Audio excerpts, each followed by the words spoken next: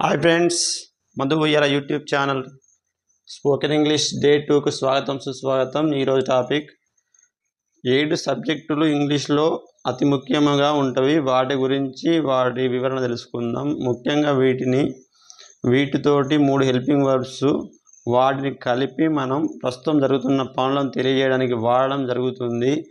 మొదటగా వీటికి అర్థాలు చూద్దాం. ఐ అనగా నేను, వి అనగా మేము మనము, యు అంటే నీవు మీరు, దే అనగా వారు, హీ అనగా అతను, షీ అనగా ఆమె, ఇట్ అనగా అది అనే అర్థంలో వస్తుంది.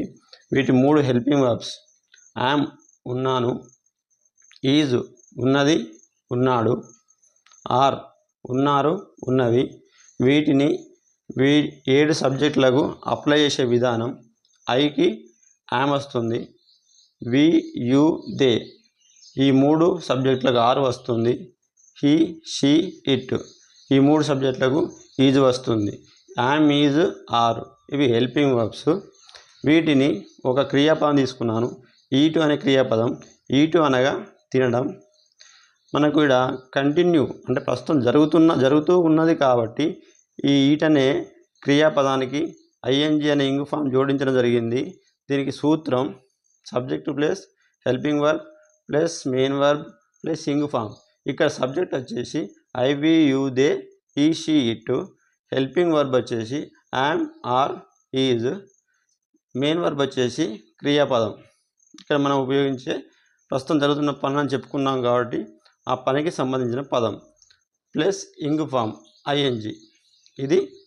ఇది ఫార్ములా.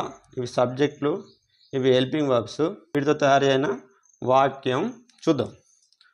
ఐ ఆమ్ ఈటింగ్ నేను తింటున్నాను. వి ఆర్ ఈటింగ్ మేము తింటున్నాం. యు ఆర్ ఈటింగ్ మీరు తింటున్నారు. దే ఆర్ ఈటింగ్ వారు తింటున్నారు. హీ ఈజ్ ఈటింగ్ అతను తింటున్నాడు. షీ ఈజ్ ఈటింగ్ ఆమె తింటున్నది. ఇట్ ఈజ్ ఈటింగ్ అది తింటున్నది. ఈడ క్రియాపదం మార్చుకుంటూ వేల వాక్యాలు తయారు చేయవచ్చు. మనకి ఎన్ని వర్బ్స్ అంటే క్రియాపదాలు ఎన్ని వస్తే అన్ని వాక్యాలు మనకు వచ్చినట్టు. ఈ ప్రాసెస్లో వందల వాక్యాలు కాదు, వేలు తయారు చేయవచ్చు. అయితే ఇలా మనం షార్ట్స్లో చెప్పడం చాలా కష్టంగా ఉంది. నెక్స్ట్ వీడియో నుంచి మనం లాంగ్ వీడియోలు చేయడం జరుగుతుంది. ఆ విషయాన్ని వ్యూయర్స్ గమనించగలరు. ఇది నచ్చినట్లయితే లైక్ చేయండి, షేర్ చేయండి, అలాగే ఛానల్ను సబ్స్క్రైబ్ చేసుకోండి.